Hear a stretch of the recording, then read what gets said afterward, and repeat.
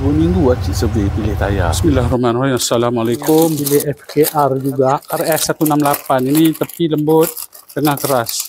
Saiz yang tayar belakang ni beli kecil sikit. Okey, dia beza sikit lah. Beza sikit dengan RS900. RS900. Ini RS168. Ini soft compound. Ini hard compound. Ini standard dia. Dah sedap ni. Harga yang ni mahal dalam 10-15% daripada yang ni. Okay, ni tayar belakang cik. FKR 110, 70, 17, 60S. Tahan berat lah, laju boleh 180 gitulah. RS168. Ada sana. Location dia. Dia masuk rim.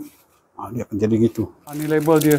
FKR RS168 90, 80, 17. Ini nak letak kat depan. Sama saiz dengan saiz standard 23S. Ni cantik, sidewall dia keras.